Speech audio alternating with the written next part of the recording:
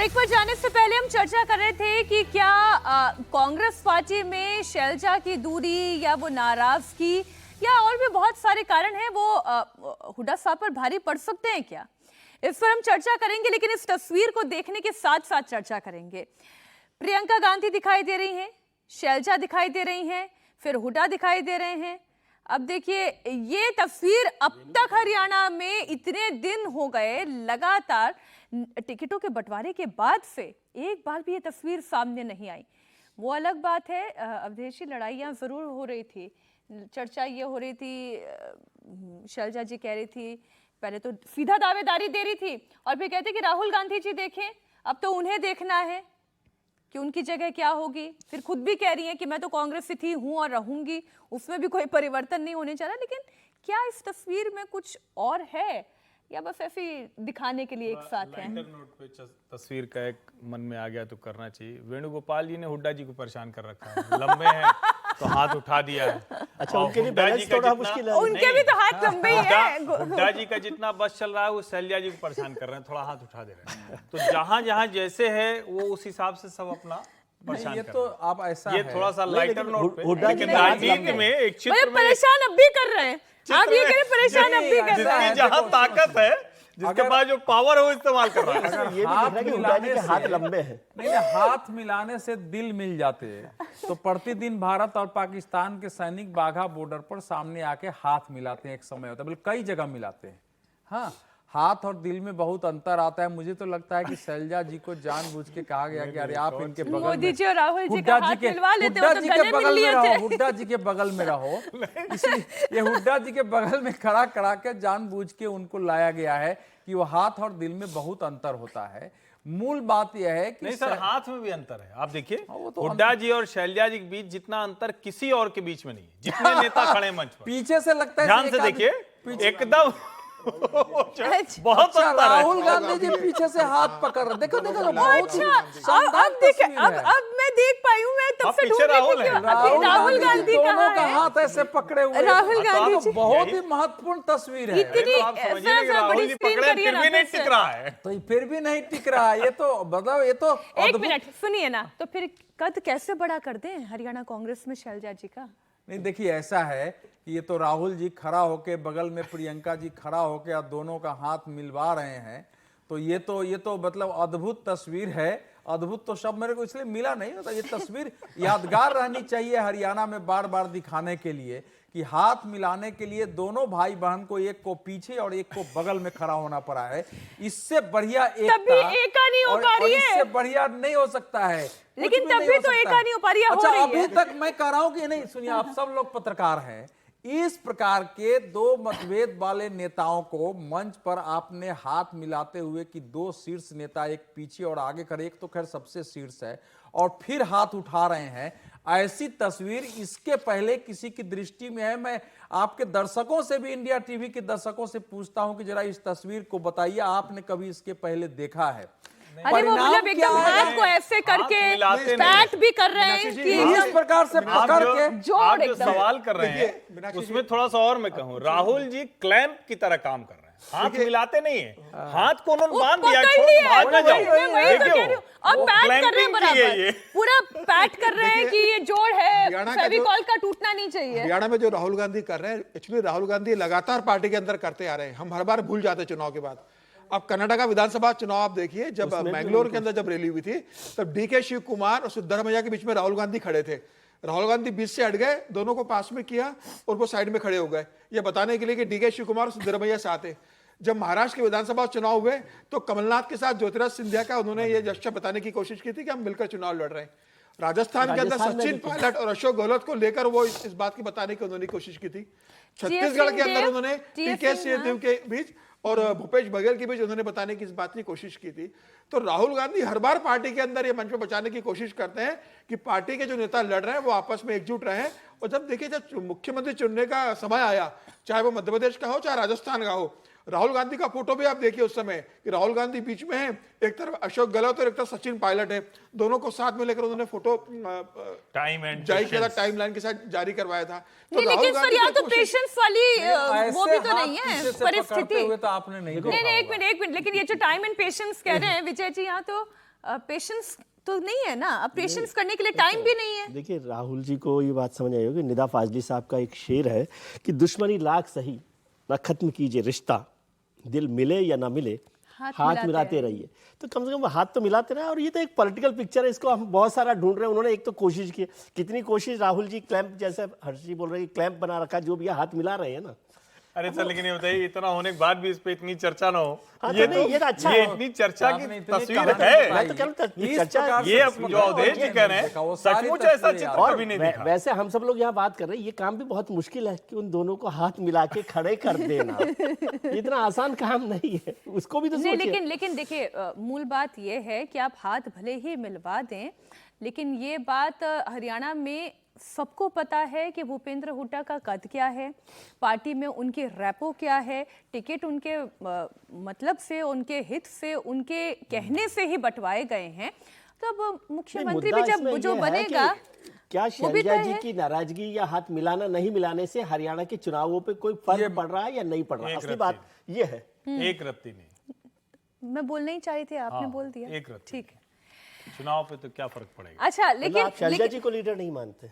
नहीं, मैं मानता हूं कि इस तरह के उसका कोई इस समय बहुत फर्क नहीं, चुनाव तो खत्म हो चुका है। हाँ, चुनाव लेट अब पोलिंग डेट नजदीक आ गई है। 5 अब तारीख को उसमें अब अभी तो राहुल गांधी बहुत लेट आए हैं प्रचार करने के लिए। खैर, हम जरा एक बार संगीत सोम की बात कर लेते हैं। बीजेपी के एक्स एमएलए संगीत सोम, जो कि फिर से सुर्खियों में है, उनका पिछले दिनों एक अधिकारी को धमकाने वाला ऑडियो वायरल हुआ और अब तो वो खुद कैमरे के सामने कहते हैं कि हाँ, उन्होंने ही ये बयान दिया और अगर अधिकारी ने ठीक से काम नहीं किया तो फिर वो पब्लिक के जूतों से भी उन्हें पिटवाएंगे। आप सुनिए जरा संगीत सोम को। अभी एक वीडियो नहीं सर, आप कहना कैसे, मुझे क्या पता सर सकौती में क्या हो रहा है सर। मैं आपको जो कहना चाह रहा हूँ वो सुन लीजिए। क्या कहना चाह रहे हैं, बोलिए सर। अगर जरा सी गड़बड़ हुई तो दिमाग ठीक कर दूंगा। सर मेरी क्या गड़बड़ होगी वहाँ पे? मैं इलेक्शन करा रहा हूँ कि सर वहाँ पर? सर नहीं, वो ऑफिस से उठा कर लाऊंगा तो मैं वहीं जहाँ इलेक्शन हो रहा है। फिर दिमाग खराब है तुम्हारे। अरे सर, तुम इतने एक्टिंग में बात करोगे? शर्म नहीं आ रही तुम्हें? किससे बात कर रहे हो? अरे सर, मैं ये पूछ रहा हूँ कि हुआ क्या है सर। मैं तो ये कह रहा हूँ निर्वाचन अधिकारी नियुक्त किया, वो इलेक्शन करा रहा है। आप बताइए तो सर, बात क्या है सर? तुमने नहीं कहा उसे 5 बजे के बाद कैसे पर्चा एक्सेप्ट कर लोगे तुम किसी का? कैसे करा तुमने कैसे कहा उसे निर्वाचन अधिकारी को कर लो तुम इसे? 5 बजे के बाद कोई क्यों करेगा सर? मिस्टर AR, ये ध्यान रखना, मुझे तीसरी आंख ना खोलनी पड़े बस। और तुम्हें पता है मेरे बारे में, मैं नहीं सुनता तो फिर कहीं नहीं सुनूंगा किसी की भी। तो सर क्या मेरे से क्या अपेक्षा बताइए? समझा रहा हूँ, उतना समझ लीजिए। ठीक है सर, ठीक है सर। अभी एक वीडियो चल रहा था, बहुत से पत्रकार बंधुओं भी मुझसे पीछे भी पूछ रहे थे, साहब आपने एक अधिकारी को धमकाया, आपका बड़ा वायरल हो रहा है वो वीडियो कि आपने एक अधिकारी को धमकाया। दूसरा नेता होता क्या कहता, नहीं मेरा वीडियो ही नहीं है, वो मेरी आवाज ही नहीं है। मुझसे अभी पत्रकार बंधु पूछ रहे थे कि आपने धमकाया? मैंने कहा हाँ, मैंने ही धमकाया। कि क्यों धमकाया? मैंने कहा कम धमकाया, कम धमकाया। अगर सही से काम नहीं करेंगे, कानून का पालन नहीं करेंगे तो पब्लिक के जूतों से भी पिटवाऊंगा। अभी तो ये काम देखो। मैं तो ये सोच रही हूँ इस बयान को सुनने के बाद हर्षवर्धन जी, जब एमएलए नहीं है तो इतनी ठसक है, एमएलए होते तो क्या ही होते। नहीं, यही ठसक है, इसीलिए एमएलए नहीं रह गए। ऐसा नहीं है, जनप्रतिनिधि के तौर पर सरवाइव करना बहुत कठिन होता है। कई बार ये सब अच्छा लगता है, किसी अधिकारी को आप बोल दें कोई काम करने के लिए गया है, अगर सचमुच कोई अधिकारी गलत कर रहा है तो उसके खिलाफ कानूनी कार्रवाई कराइए ना। आप तो सत्ताधारी पार्टी के हैं, लेकिन किसी के साथ भी इस तरह की अभद्र भाषा, इस तरह का बर्ताव, ये किसी भी तरह से ठीक नहीं कहा जा सकता। लोकतंत्र में कई बार आप अधिकारी अगर काम नहीं कर रहा है, भ्रष्टाचार कर रहा है, गलत कर रहा है, तो आपको एक तरह से जिसको हम अराजकता समझते हो कई बार करनी पड़ती है। कई बार जनप्रतिनिधि थाने पर पहुंच जाता है, कई बार भीड़ लेकर डीएम एसडीएम के यहां पहुंच जाता है, कई बार किसी को घेर लेते हैं, घेराव कर लिया, जिसको लोग कहते हैं बंधक बना लिया अधिकारी को काम कराने के लिए। लेकिन इस पूरी बात में तो धमकाना ज्यादा है, अपना रुआब दिखाना ज्यादा है, और ये जो भाषण चल रहा है उसके बाद वो भी उसी तरफ दिखा रहा है। सवाल यहां यही है कि आप जनप्रतिनिधि के तौर पर अपनी जिम्मेदारी क्या कर रहे हैं, और उसके बाद अब आप जनप्रतिनिधि नहीं रहे, पूर्व विधायक हो गए, तो आप कौन सा ऐसा काम है, किस काम को आप कराना चाह रहे हैं? और अगर नियम कानून के तहत है वो, तो कैसे कोई अधिकारी नहीं करेगा? आपके पास उसकी लीगल रेमेडीज हैं, उसके ऊपर के अधिकारी हैं, लेकिन आप जिस तरह से धमका रहे हैं, सरकार आपकी है, ये किसी भी कीमत पर ये बर्दाश्त नहीं किया जाना चाहिए। ये लोकतंत्र में सबसे खराब है। और उसके बाद उसको बड़े गर्व से कह रहे हैं कि मैं पब्लिक के जूते से पिटवाऊंगा। ये तो कानून व्यवस्था को अपने हाथ में लेने की बात हुई। फिर क्यों पुलिस होगी, क्यों सरकार होगी? फिर सब एक दूसरे को तय कर लें और जूते से पिटवा के काम करवा लें। और इसलिए अखिलेश यादव ने फिर बोला भी, अब जिसकी जैसी संगत होगी वैसी तो उसकी बोली होगी। अवधेश जी, अखिलेश यादव भी जरा दूसरी तरह से इस समय जो भाषा बोल रहे हैं, ये तो मान लीजिए इनकी तो समझदारी की अपनी सीमा है, और उसमें इन्होंने दूसरी भाषा में भी उस अधिकारी से बात की जा सकती है कि हम लोग पार्टी के लोग हैं, कानून का पालन नहीं होगा तो कानून के पालन के लिए जो भी रास्ते हैं उसको अपनाएंगे, और आप जरा ठीक से काम करिए, आपके बारे में रिपोर्ट है। और ऐसी बहुत सारी बातें की जा सकती है जिसके बारे में, और ये मंच पर आके कहते हैं।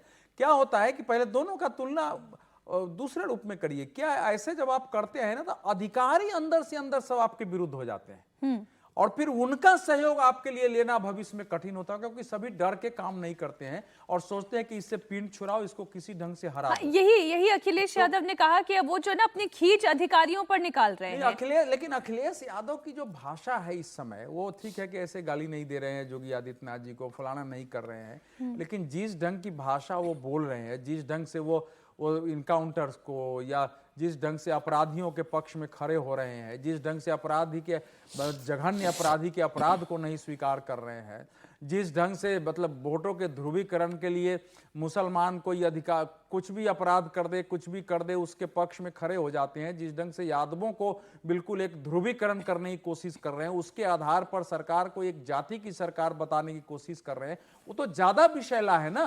वो तो समाज में विष घोलने की बात होती है। तो अखिलेश यादव जी विपक्ष के नेता के नाते इनकी आलोचना करें, ये ठीक। वो तो क्या होता है कि एक विष लगे हुए छुरे से आप किसी को जब एक बार मारते हैं ना, या साइलेंसर के पिस्तौल से, तो उसकी आवाज नहीं होती है, लेकिन आदमी खत्म हो जाता है।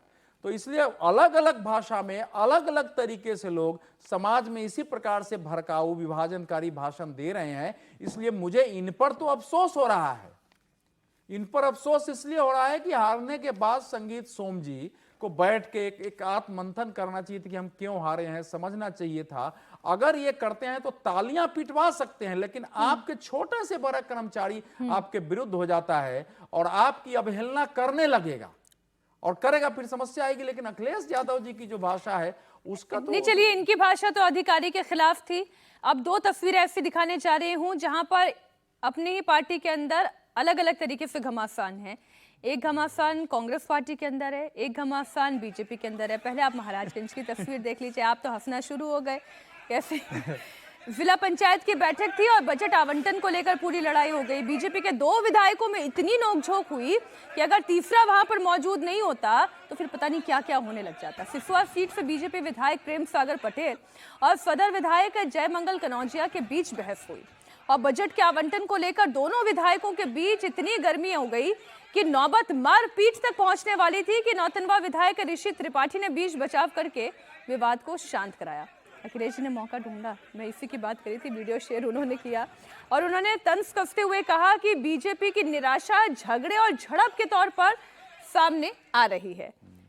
समीर जी देखिए, आप सब लोग मुस्कुरा रहे हैं, सब हंस रहे हैं। ये अभी जो पिक्चर चल रहे थे वो देख के मुझे एक घटना याद आ रही है। जो भारतीय जनता पार्टी के एक सांसद ने एक अपने साथी विधायक को जूते से पीट दिया था बैठक के, रहे नहीं, अब उनका निधन हो गया, लेकिन उस समय भी ऐसी एक घटना हुई थी और बड़ा मतलब उस भारतीय जनता पार्टी को बड़ा उसमें एक फजीती हुई थी और बड़ा एक माहौल खराब हुआ था।